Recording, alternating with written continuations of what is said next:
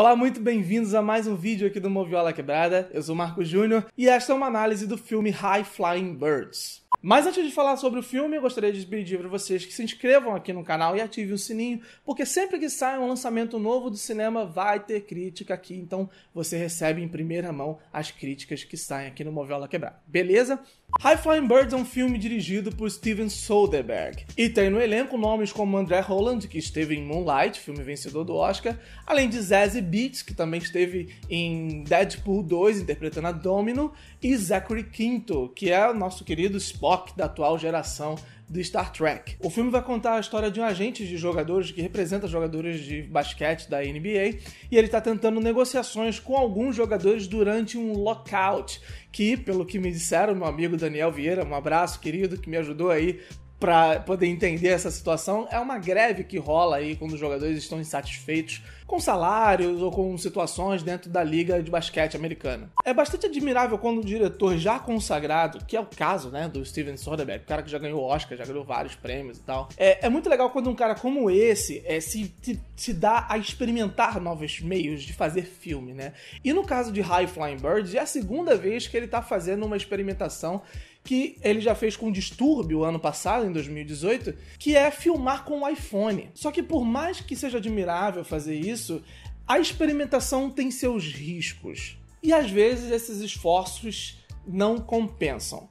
É o caso de High Flying Birds. Steven Soderbergh também assina a direção de fotografia desse filme. Aliás, como ele faz com vários filmes dentro da carreira dele, né? Às vezes ele assina como Steven Soderbergh, mas por vezes ele assina também com seu pseudônimo, que é Peter Andrews. E a fotografia é um dos maiores problemas desse filme. Para início de conversa, ele usa muito, na primeira metade do filme, os 30 primeiros minutos do filme, grande angulares. São aquelas lentes de olho de peixe, né? Você deve conhecer. E eu, sinceramente, eu não consegui ver propósito no uso desse tipo de lente pra fazer esse filme. Não consegui entender o que ele queria achar com aquilo. E no início do filme rola um diálogo, né? Logo no comecinho, entre o Ray Burke, que é interpretado pelo André Holland, com um jogador que faz parte da sua carteira de jogadores agenciados, né? O cara fez uma besteira, ele tá tentando mostrar pra ele ali o que aconteceu. E esse diálogo, se fosse dirigido por um Tarantino, dificilmente seria um diálogo chato.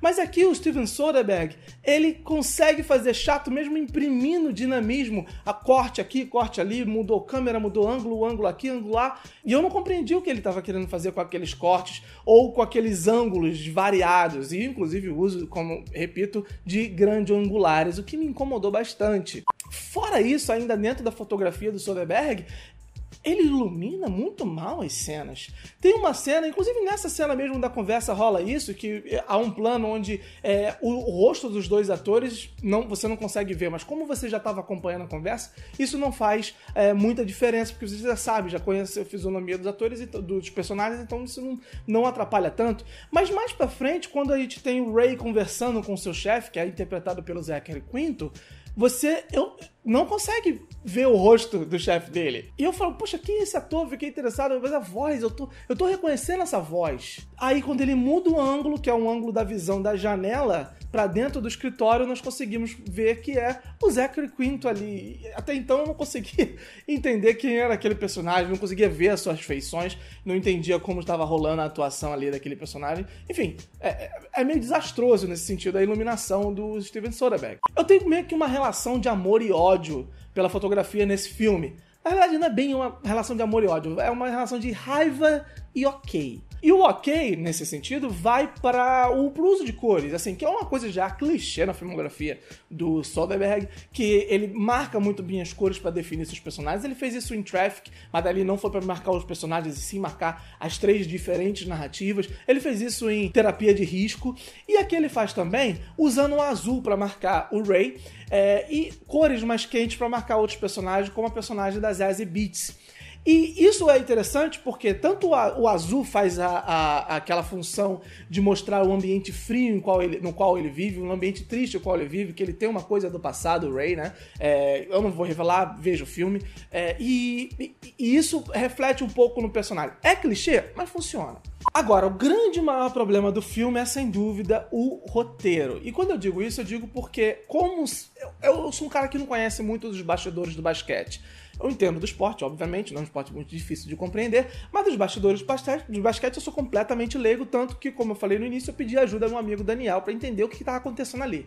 E esse é o problema do filme, porque ele deveria ser minimamente didático para explicar para você o que tá rolando, o que é esse tal de lockout, o que é esse tal de... por que tá tanta confusão envolto a esses jogadores, enfim. E para dar como exemplo isso, eu vou citar aqui a grande aposta do Adam McKay, por exemplo, que fala de uma situação, de uma coisa completamente incompreensível para a maioria das pessoas, que é o mercado financeiro, mas em que ele consegue colocar assim didaticamente, fazendo brincadeiras com a linguagem cinematográfica, usando inclusive a quebra da quarta parede, e você compreende isso. Para dar mais 2 exemplos, assim, dentro da questão do esporte, a gente tem um filme O Homem que Mudou o Jogo, do Bennett Miller, por exemplo, Moneyball, e estrelado pelo Brad Pitt. Se eu entendo 0 de basquete, eu entendo menos 50 de beisebol. Mas o filme é didático o suficiente para que você entenda qual o objetivo do personagem principal, que é o Brad Pitt. E o objetivo dele é conseguir jogadores que chegam até a base. O que isso significa? Eu não sei. Mas o que ele tá buscando é isso, então ele persegue isso, e a gente vê ele perseguindo isso, e é interessante. O filme é muito bom. A mesma coisa acontece com A Grande Escolha, Draft Day, do Ivan Reitman. É um filme que eu gosto muito, inclusive tem até crítica aqui no canal, clica aqui no card pra assistir.